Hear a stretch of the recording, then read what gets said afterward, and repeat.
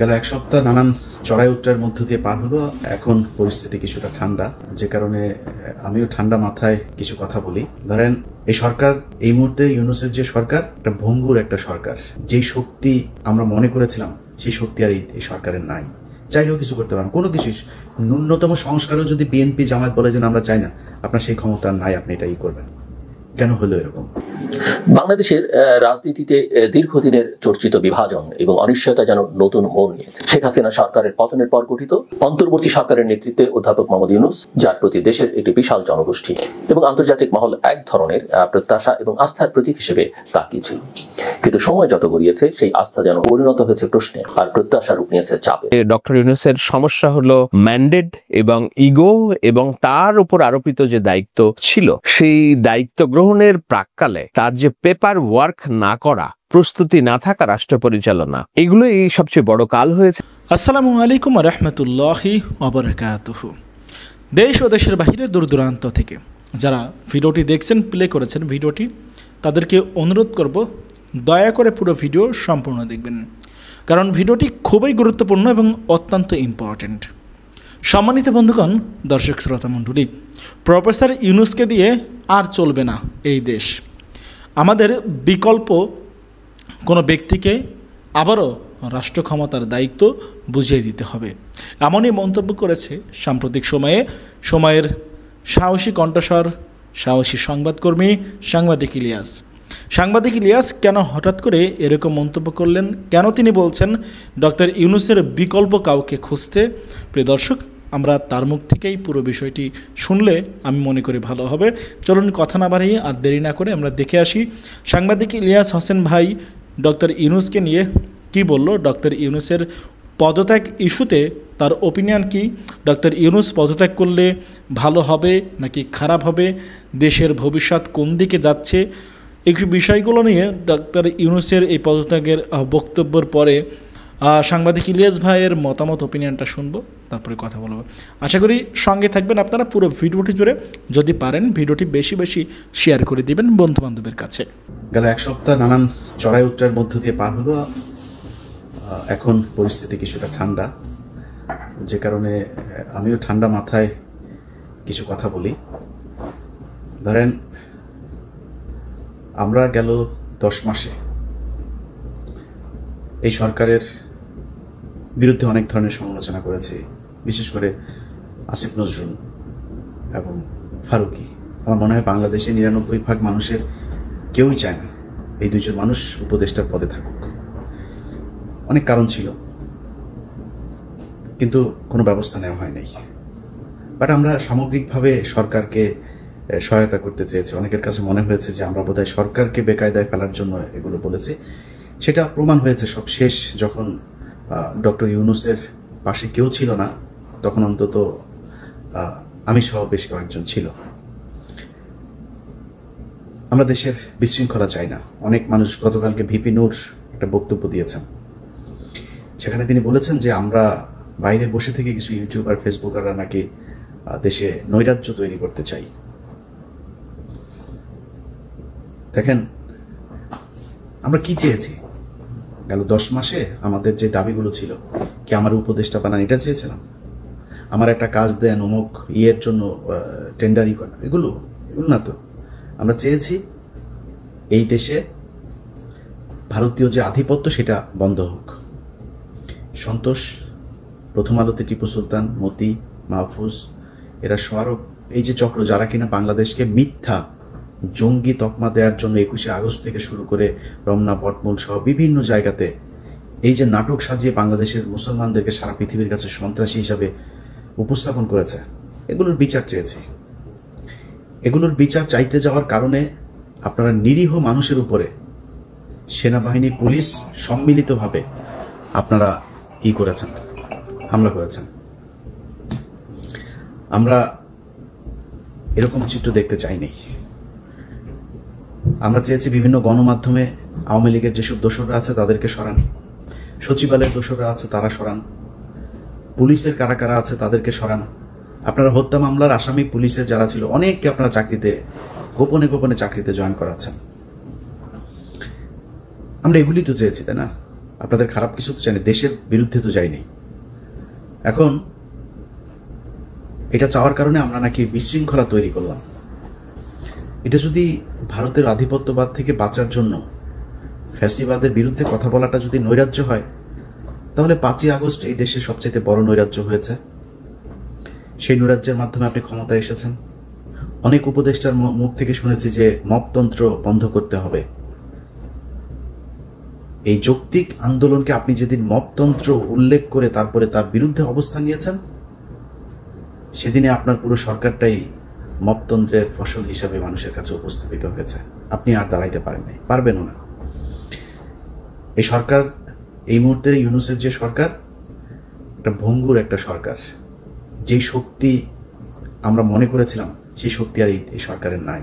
চাইলেও কিছু করতে পারেন, কোনো কিছু ন্যূনতম সংস্কারও যদি বিএনপি জামায়াত বলে যে আমরা চাই না, আপনার সেই ক্ষমতা নাই, আপনি এটাই করবেন। কেন হলো এরকম? আমাদের যৌক্তিক দাবিগুলোকে আপনারা মব হিসাবে করেছেন। করতে হবে কেন? আমরা যে দাবিগুলো করেছি 5 তারিখের পরে, সেই দাবির জন্য মানুষকে মাঠে নামতে হবে কেন? আপনি ওই ফেনীতে যান, নুসরাত হত্যাকাণ্ড, আল্লাহর কসম করে বললাম, যদি নুসরাত হত্যাকাণ্ডের 1 তিল পরিমাণ কোনো ঘটনা সত্য হয়ে থাকে, জীবনে কোনোদিন ভিডিও করব না। 2022 সালে এটা নিয়ে অনুসন্ধান করেছিলাম, সেটা 5 তারিখের পরে আরো একবার দিয়েছিলাম। আমি ওইটা নিয়ে এখন থরোলি কিছু কাজ করছি, একদম ফিল্ডে গিয়ে তারপরে কিছু কাজ করছি। ওটা সময় পাই না, আপলোড দিতে পারছি না, ফাইনাল করতে পারছি না কাজটা। উচিত ছিল না 5 তারিখের পরে এরকম চাঞ্চল্যকর কিছু ঘটনা যেগুলো জানে মানুষ। বাবুল আক্তার এখনো পর্যন্ত চাকরি ফিরে পায়নি। এখন পর্যন্ত এই কি বলে হুমায়ুন আজাদ, এই বদমাইশের মামলায় আলেমরা জেলে। এখন পর্যন্ত ওই কোথায় রমনা বটমূল, কোথাকার কোন এই জঙ্গি নাটক টাটক, এগুলির আসামিরা ইয়েতে বন্দী। 5ই মের ঘটনায় মামলায় আলেমরা বন্দী। বিএনপি জামাতের ছেলে পেলে এখন পর্যন্ত জেলখানায় বন্দী। কেন? এটার জন্য আন্দোলন করতে হবে? এটার জন্য আবার বিক্ষোভ করতে হবে, যমুনা ঘেরাও করতে হবে? কেন করেন নাই? অনেক কিছু তো করতে পারেন। আপনারা নুসরাতকে কয়েক ঘন্টার ব্যবধানে জেল থেকে ছেড়ে দিতে পারেন। আপনারা মুন্নি শাহরে ধরার পরে 5 হত্যা মামলার আসামি মুসলেখা নিয়ে ছেড়ে নিতে পারেন। মানে এটা কি খেলা নাকি? যা মনে চায়, যেমন মনে চায় আপনার মন মতো করে আপনি চালাবেন, আর ওইভাবে মানুষ হা করে দেখবে। আমরা এই 10 মাস যে ছোটখাটো করেছি, যারা আমাদেরকে মনে করেছে আমরা সরকারের বিরুদ্ধে কাজ করেছি, এই গত 1 সপ্তাহে আমরা প্রমাণ করেছি যে যারা আমাদেরকে বলতো আমরা নৈরাজ্য তৈরি করতে চেয়েছি, তারাই ইউনূসের বিরুদ্ধে অবস্থান নিয়েছে। যদি ন্যূনতম, ভাই আমি নির্বাচনের বিরুদ্ধেও না, বিএনপির বিরুদ্ধেও না, জামাতের বিরুদ্ধেও না, আমি চাই নির্বাচিত একটা সরকার। আমি কালকে নির্বাচন হলে আমি কালকেই খুশি। কিছু সংস্কার হওয়া দরকার ছিল।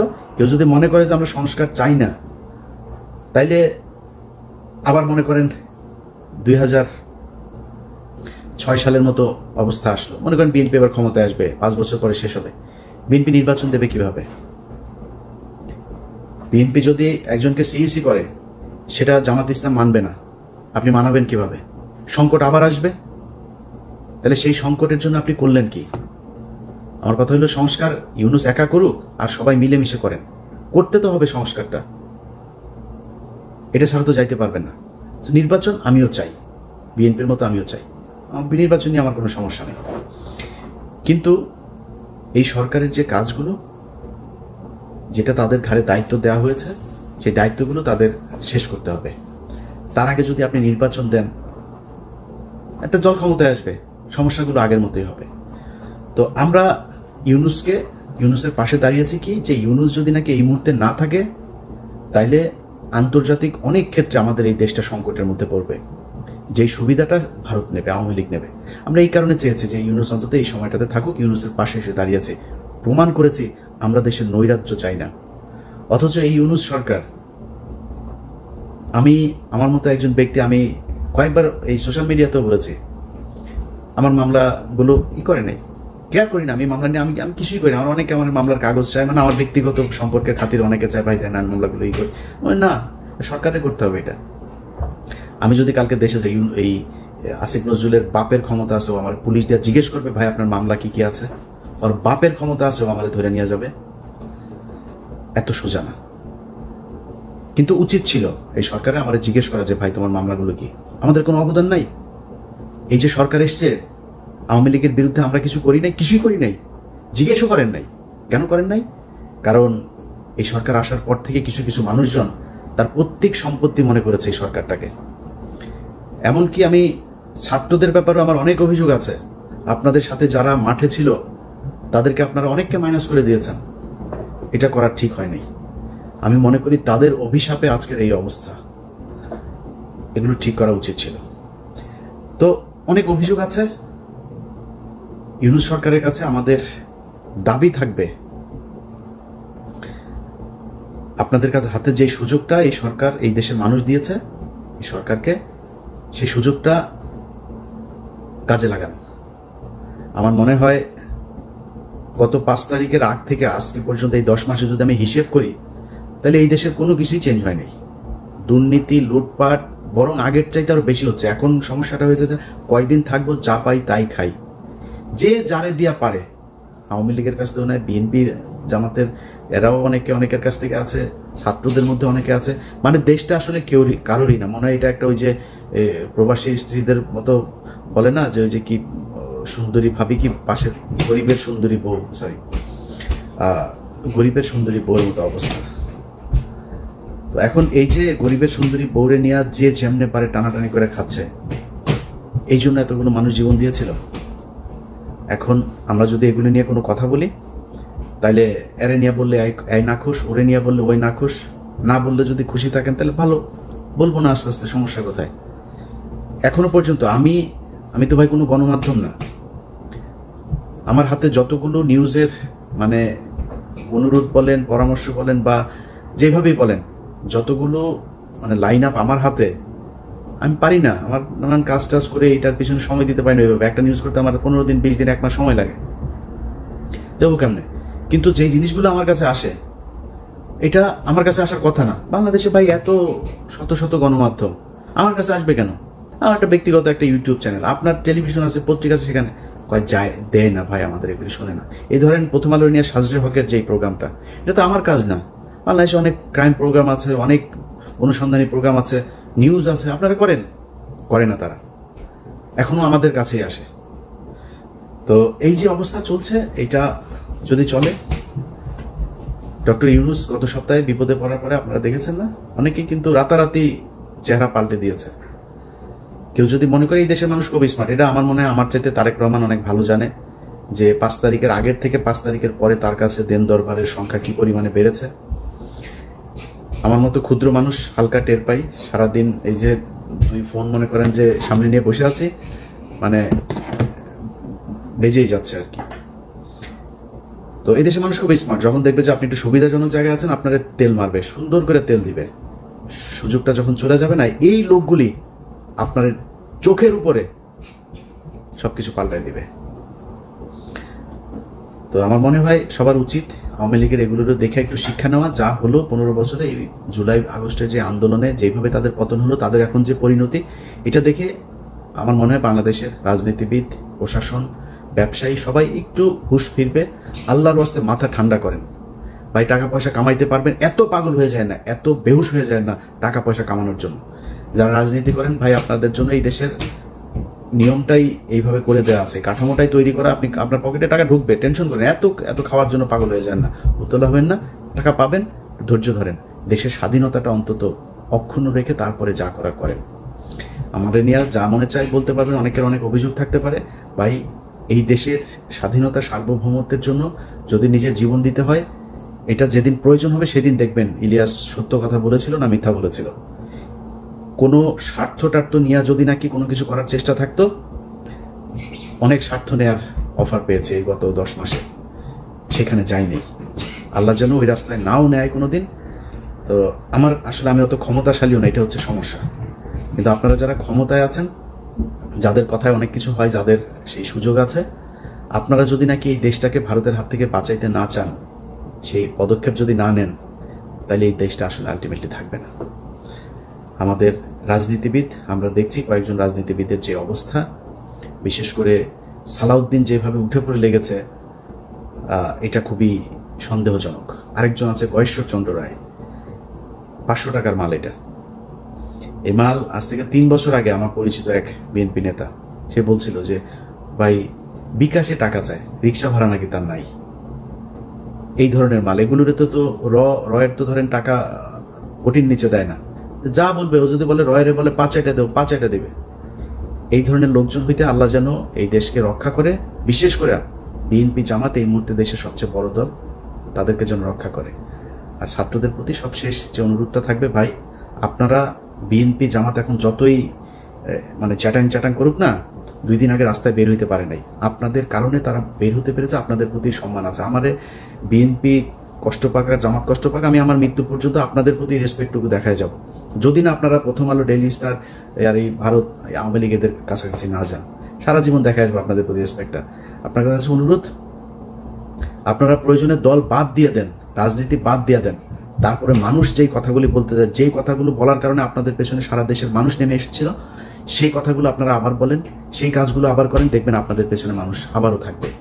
যা চান ভাই, রাজনীতি বড় জিনিস না, আপনার রাজনীতি করে ক্ষমতায় আসতে হবে এটা বলেন। যদি মনে করেন আসলে মানুষের সেবা করতে চান, ভালোবাসা পাইতে চান, তাহলে আমার মনে হয় ওই জায়গায় আবার ফের নজর দেন। সেটা যদি করেন, এই দেশের মানুষের ভালোবাসা আবারও পাবেন। বাংলাদেশের রাজনীতিতে দীর্ঘদিনের চর্চিত বিভাজন এবং অনিশ্চয়তা যেন নতুন মোড় নিয়েছে। শেখ হাসিনা সরকারের পতনের পর গঠিত অন্তর্বর্তী সরকারের নেতৃত্বে অধ্যাপক মোহাম্মদ ইউনূস, যার প্রতি দেশের একটি বিশাল জনগোষ্ঠী এবং আন্তর্জাতিক মহল এক ধরনের প্রত্যাশা এবং আস্থার প্রতীক হিসেবে তাকিয়েছিল। কিন্তু সময় যত গড়িয়েছে, সেই আস্থা যেন পরিণত হয়েছে প্রশ্নে, আর প্রত্যাশা রূপ নিয়েছে চাপের, কখনো সরাসরি, কখনো নিঃশব্দে। প্রধান উপদেষ্টার পদত্যাগ ভাবনা যতটা ব্যক্তিগত হতাশা থেকে উৎসারিত, ততটাই তার রাষ্ট্রীয় কাঠামোর এক গভীর সংকটের প্রতিফলন। 9 মাস আগে যে ঐকমত্যের ভিত্তিতে তাকে সামনে রেখে অন্তর্বর্তী সরকার গঠিত হয়েছিল, সেই ঐকমত্যের অবক্ষয় এখন চোখে পড়ার মতো। বিএনপি যেমন নির্বাচনের সুনির্দিষ্ট রোডম্যাপ ছাড়া সহযোগিতা অব্যাহত রাখতে চায় না, তেমনি এনসিপি নির্বাচন ও সংস্কার একসঙ্গে যায়, যেখানে আগে বিচার পরে ভোট মনোভাব অনেকটাই স্পষ্ট। আর এই দুই বলয়ের মধ্যে পড়ে ইউনূস প্রশাসন একরকম জটিল ভারসাম্য রক্ষার দায়িত্বে নিযুক্ত হয়েছেন, যেটি সহজ নয়, এমনকি সম্ভব কিনা সেটাও এখন প্রশ্ন সাপেক্ষ। অন্যদিকে সেনাবাহিনীর অভ্যন্তরীণ অফিসার্স অ্যাড্রেসে সেনাপ্রধান জেনারেল ওয়াকারুজ্জামানের যে বার্তা উঠে এসেছে, তা শুধু একটি নির্বাচনের সময়সূচি নয়, বরং সেনাবাহিনীর ভূমিকা, সরকারের গ্রহণযোগ্যতা এবং প্রশাসনিক নিপুণতার ব্যাপারে এক প্রতীকী ঘোষণা। নির্বাচন জুনে হবে নাকি ডিসেম্বরে, এই বিতর্ক এখন শুধু তারিখ নির্ধারণের মধ্যেই সীমাবদ্ধ নয়, বরং তা একটি আদর্শিক দ্বন্দ্বের বহিঃপ্রকাশ। যে প্রশ্ন এখন উঠছে তা হলো, এই সরকার কি সংস্কার বাস্তবায়নের জন্য সময় চায়, নাকি এই সময়টাকে ব্যবহার করছে রাজনৈতিক গুটি সাজাতে? যত দিন যাচ্ছে, প্রশাসনের নানামুখী দ্বিধা, আইন শৃঙ্খলা পরিস্থিতির নাজুকতা এবং সরকারের উপদেষ্টাদের প্রতি রাজনৈতিক দলগুলোর অবিশ্বাস, এই সমস্ত উপাদান অন্তর্বর্তী সরকারের স্থিতিশীলতাকে প্রশ্নবিদ্ধ করছে। সরকার প্রশাসনের পূর্ণ নিয়ন্ত্রণে নেই এমন অভিযোগ এখন শুধু বিরোধীদের মধ্যে সীমাবদ্ধ নয়, বরং সরকারের মধ্য থেকেও স্বীকার করা হচ্ছে। কিন্তু প্রশ্ন হলো, এই নিয়ন্ত্রণহীনতার জন্য দায়ী কে? প্রথম থেকেই যে প্রশাসনিক ও বিচারিক নিয়োগ দেওয়া হয়েছে, তা কি রাজনৈতিক ভারসাম্যের প্রতিফলন ছিল, নাকি কৌশলগত আত্মঘাত? আন্তর্জাতিক পরিপ্রেক্ষিত এই সংকটকে নির্ধারণ করছে। ইউনূস যখন ভারতীয় আধিপত্যবাদের কথা উল্লেখ করেন, তখন তা নিছক একটি অভিযোগ নয়, বরং তা একটি ভূ রাজনৈতিক সমীকরণ বা সরলীকরণ, যেখানে ক্ষমতার অভ্যন্তরীণ দ্বন্দ্বের দায়ও বিদেশি ষড়যন্ত্রে চাপিয়ে দেওয়ার প্রবণতা লক্ষণীয়। কিন্তু সত্য হলো, অভ্যন্তরীণ ঐক্যহীনতা এবং সিদ্ধান্তহীনতা যদি বিদ্যমান থাকে, তাহলে বাহ্যিক চাপগুলো আরো বেশি কার্যকর হয়ে ওঠে, এবং এটা প্রফেসর ইউনূসের না বোঝার কথা নয়। ইতিমধ্যে এনসিপি, জামায়াত এবং অন্যান্য রাজনৈতিক শক্তিগুলোর মধ্যে নির্বাচন পূর্ব সংস্কার নিয়ে এক ধরনের প্রতিযোগিতা তৈরি হয়েছে। এনসিপি যেমন বলছে, দক্ষিণ সিটি কর্পোরেশনের ইশরাক ইস্যুতে আওয়ামী আমলের সব নির্বাচন বাতিল করতে হবে, তেমনি জামায়াত বলছে লেভেল প্লেইং ফিল্ড ছাড়া কোনো নির্বাচন গ্রহণযোগ্য নয়। বিএনপি বলছে ডিসেম্বরে ভোট চাই, নয়তো আন্দোলন। এই বিভিন্ন বলয়ের ভিন্ন দাবিগুলো কেবল অন্তর্বর্তী সরকারের প্রতি চাপ বাড়াচ্ছে না, বরং সেই চাপকে এক ধরনের অচলাবস্থায় পরিণত করছে। আর এই অচলাবস্থার সবচেয়ে স্পষ্ট লক্ষণ হলো পদত্যাগ শব্দটির চারপাশে গড়ে ওঠা অজস্র গুজব, জল্পনা কল্পনা এবং আত্মপক্ষ সমর্থনের পালা। অধ্যাপক ইউনূস হয়তো আনুষ্ঠানিকভাবে পদত্যাগ করছেন না, কিন্তু তিনি কি আদৌ দায়িত্ব পালনে আগ্রহী থাকছেন? তার সাম্প্রতিক হতাশার বক্তব্য, উপদেষ্টা পরিষদের মধ্যকার দ্বন্দ্ব এবং কাজের গতি সবকিছু যেন এই প্রশ্নকে আরো বৈধতা দিচ্ছে। এদিকে সেনাবাহিনীর অবস্থানও এখনো দ্ব্যর্থহীন নয়। সরকার বলছে সহযোগিতাপূর্ণ সম্পর্ক, সেনা সদর বলছে কোনো মুখোমুখি অবস্থান নেই, কিন্তু সেনা প্রধানের বক্তব্য, করিডোর প্রসঙ্গে আপত্তি এবং জাতীয় নিরাপত্তা নিয়ে সরাসরি মত প্রকাশ সবকিছু যেন বুঝিয়ে দিচ্ছে এই সম্পর্কের ভেতরে আছে দ্বিধা, দ্বন্দ্ব এবং সম্ভাব্য সংঘর্ষের উপাদান। সরকার বলছে স্টারলিংক নিয়ে ভাবছে, সেনাবাহিনী বলছে এটি সার্বভৌমত্বের হুমকি। সরকারের কিছু সদস্য বন্দর ব্যবস্থাপনা নিয়ে চীনের প্রস্তাব বিবেচনা করছে, সেনাবাহিনী বলছে তা জাতীয় নিরাপত্তা বিঘ্নিত করতে পারে।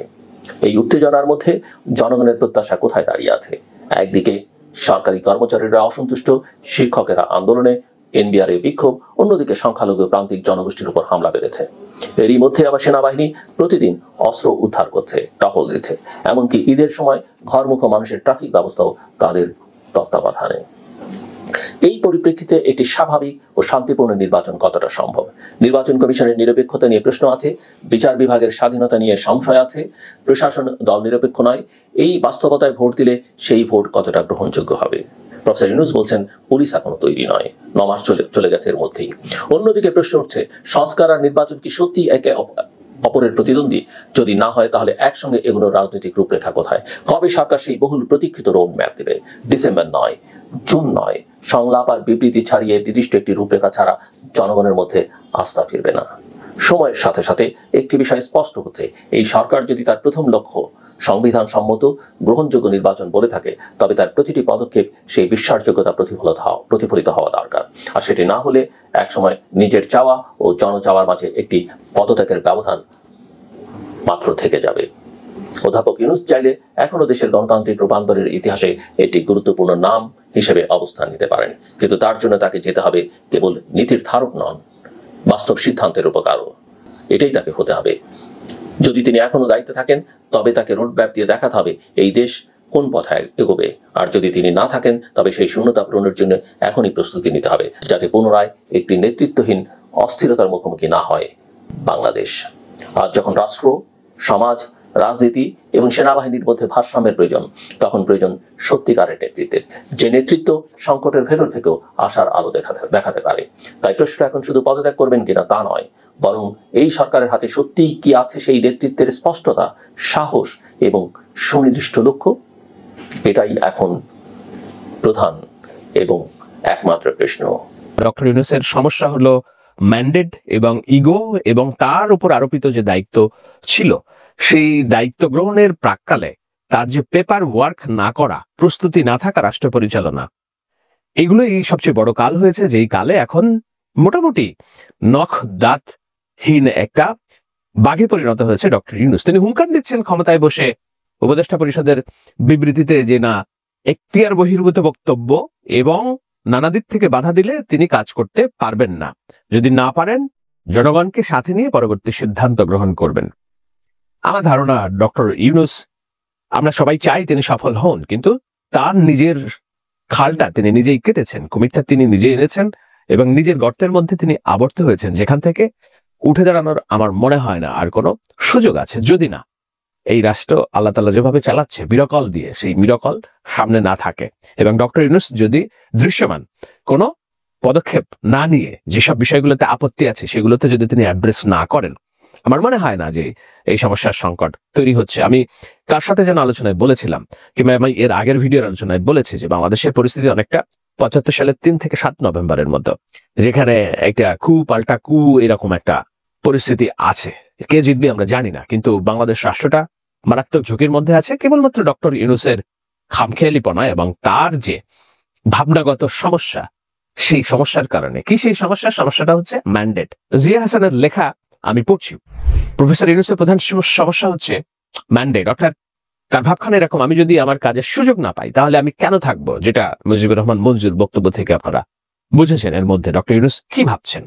কারণ তিনি আন্তরিকভাবে বিশ্বাস করেন বাংলাদেশে সংস্কারের মাধ্যমে পাল্টে দেওয়ার যে সুযোগ এসেছে সেটা সম্পন্ন করে যেতে যে কোনো পরিবর্তনের পূর্ণ ম্যান্ডেট বাংলাদেশের মানুষ তাকে দিয়েছে, পূর্ণ ম্যান্ডেট বাংলাদেশের মানুষ তাকে দিয়েছে, এ বিষয়ে কোনো সন্দেহ নাই।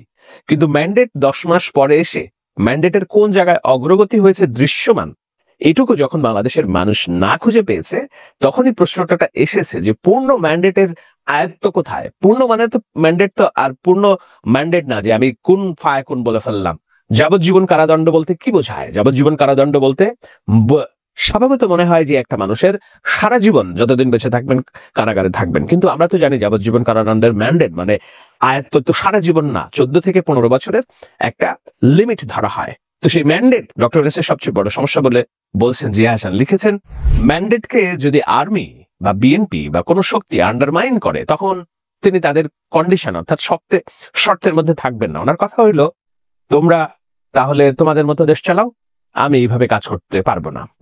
একেবারে বাচ্চা শিশুর মতো আচরণ, যে আমার এই চাই এই চাই এই চাই এই চাই, এগুলো দাও, আমাকে হাতে তুলে দাও, আমাকে মুখে সন্দেশ তুলে দাও, নাহলে আমি খাবো না। তো আমি না খাইলে কি হবে? বাচ্চা অসুস্থ হবে, বাচ্চা দুর্বল হয়ে যাবে, পিতামাতা ভাববে আমার বাচ্চারা দুর্বল হয়ে যাচ্ছে। আহা, ঠিক আছে, পিতামাতা তখন কি করবে? সবকিছু সামনে এনে দেবে। ডক্টর ইউনূস ভেবেছেন যে দেশের পিতামাতারা তার সবকিছু সামনে এনে দেবে। পিতামাতা বলতে যদি সেনাবাহিনী হয়, পিতামাতা বলতে যদি রাজনৈতিক দল হয়, সবাই সহযোগিতা করবে। এতদিন তো সেটাই করেছে। কিন্তু ডক্টর ইউনূস পিতামাতা বলতে রাজনৈতিক দল এবং আর্মি এবং গণমাধ্যম এদেরকে মনে করেন নাই। মনে করেছে তিনি শুধুমাত্র 24 গণ অভ্যুত্থানের ছাত্রদের লেন্স দিয়ে দেশটা দেখার চেষ্টা করেছেন। কিন্তু শুধু তো 24 ছাত্ররা তাকে এই শেখ হাসিনা উৎখাতের জন্য শুধু ছাত্ররা এগিয়ে এসেছেন না, আপামার মানুষ, রাজনৈতিক দল, গণমাধ্যম, সামাজিক কর্মী, সেনাবাহিনী, হেন কোনো গোষ্ঠী এগিয়ে আসেনি। কিন্তু ক্ষমতায় নিয়ে এসে ডক্টর ইউনূস মনে করলেন যে তাকে দেখতে হবে, দেশটাকে দেখতে হবে, তার ভাবনাকে দেখতে হবে কি ছাত্রদের ম্যান্ডেট দিয়ে। তো এরপরে লিখেছেন জিয়া হাসান, সেই ম্যান্ডেটকে যদি আর্মি, বিএনপি বা কোনো শক্তি আন্ডারমাইন করে তখন তিনি তাদের কন্ডিশনে থাকবেন না। ওনার কথা হলো, তাহলে তোমরা তোমাদের মতো চালো, আমি এইভাবে কাজ করব না। এমনকি নির্বাচনের একটা নির্দিষ্ট তারিখ বা মাস ঘোষণা করাটাকেও তিনি মনে করেন তার কাজের জন্য একটা কন্ডিশন অর্থাৎ শর্ত আরোপ করা হচ্ছে, যেই কন্ডিশনে তিনি বাংলাদেশের চিফ অ্যাডভাইজার হন নাই। এটা সত্যি একটা ক্রাইসিস, কারণ তিনি তার জায়গায় খুব স্থির আছেন। কি স্থির আছেন? তিনি নিজেকে মডিফাই করতে পারছেন না, বিশ্বাস করতে পারছেন না যে আমি কি ভেবে এসেছিলাম কাজ করতে আর এখন কি হচ্ছে। ওনার সাথে যারা নেগোসিয়েট করেছেন তাদের ওনাকে বোঝাতে হবে যে স্যার, আপনার পরিবর্তনের পূর্ণ ম্যান্ডেট রয়েছে, কিন্তু নির্বাচিত বা অন্তর্বর্তীকালীন সরকার কারোরই ইউনিল্যাটারাল অ্যাকশনের ম্যান্ডেট থাকে না, প্রকৃতিগতভাবে সীমা আরোপিত হয়। উন্নয়নের গল্পের ফানুষে শেখ হাসিনা বাংলাদেশের জনমানুষের যে রিয়েলিটি আড়াল করেছেন তা হলো বাংলাদেশে আজ অল্প শিক্ষিত 4 কোটির ব্যক্তির ডিসেন্ট কোনো ওয়ার্ক নেই, অর্থাৎ তারা বেকার। তারা 7,000 থেকে 10,000 টাকা আয় করে, আধ পেটা খায়, বিয়ে করতে পারছে না, বাসা ভাড়া দিতে পারবে না বলে, বিদেশেও যেতে পারছে না, দেশেও কাজের সুযোগ নেই, কোনো টেকনিক্যাল স্কিল নেই, কিন্তু ফেসবুক চালাতে পারে। এই বিশাল জনগোষ্ঠী বিশ্বাস করে আমেরিকার সেন্ট মার্টিনে একটা ঘাঁটি করতে চায়। পোর্টের অপারেশনের দায়িত্ব বিদেশিদের দেওয়া মানে সার্বভৌমত্ব বিকিয়ে দেওয়া। আরাকানকে মানবিক করিডোর হচ্ছে আমেরিকার বার্মা অ্যাক্টের এক্সিকিউশনের গোপন ষড়যন্ত্র। তারা প্রফেসর ইউনূস নয়, নির্বাচিত কোনো সরকারও যদি এই ধরনের কিছু করতে চায় সেটা অ্যাপ্রুভ করবে না। আপনার মনে আছে বিএনপির এর আগের আমলে কিংবা আওয়ামী লীগের আমলেও আমরা কোনো কাজ বিনা প্রশ্নে শেখ হাসিনাকে করতে দিয়েছি কিনা? প্রত্যেকটা পদে পদে প্রশ্ন তুলেছি। তারপরেও শেখ হাসিনা একগুঁয়েমি ভাবে করেছিলেন, কেননা তার পেছনে সবচেয়ে বড় স্টেক হোল্ডার তার রাজনৈতিক দল, পলিটিক্যাল স্ট্রাকচার ছিল। সেই শক্তিতে তিনি ধরাকে সরাজ্ঞান করেছেন, মানুষকে পাখির মতো গুলি করে মেরেছেন, যেটার কারণে ফ্যাসিস্ট হয়েছে শেখ হাসিনা। আমাদের চুক্তি তো ছিল যে আমরা ফ্যাসিবাদী বন্দোবস্ত চর্চা করব না, কিন্তু রাজনৈতিক সরকার আসলে তারা কি ঝুঁকিপূর্ণ সিদ্ধান্ত নেবে না, চেষ্টা করবে না? অবশ্যই করবে। মাঠে যেসব বিরোধিতা আসবে সেই বিরোধিতা তারা রাজনৈতিক কর্মী দিয়ে মোকাবেলা করার চেষ্টা করবে, বয়ান দিয়ে করার চেষ্টা করবে। কিন্তু আমরা দেখছি ডক্টর ইউনূস ভাবছেন আমার তো এগুলো সবকিছু করার অধিকার ছিল, আমি কেন করতে পারছি না, কেন আমার বাধা আসছে?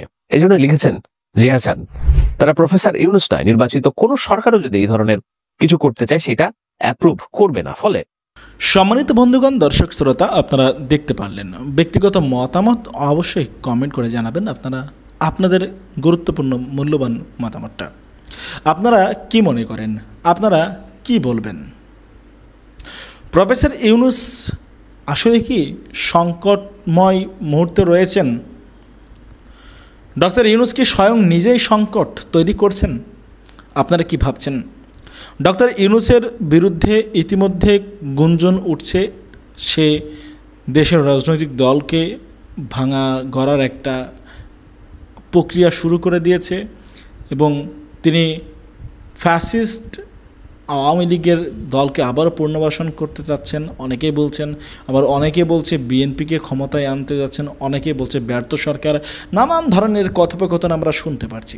তো আপনাদের কাছে কি মনে হয়, ডক্টর ইউনূস কি সঠিকভাবে দেশ পরিচালনা করছে, নাকি তাকে পদত্যাগ করা উচিত এবং পদত্যাগ করে অন্য একজনকে, দেশপ্রেমিক মানুষকে দায়িত্ব বুঝিয়ে দেওয়া উচিত বলে আপনারা মনে করেন?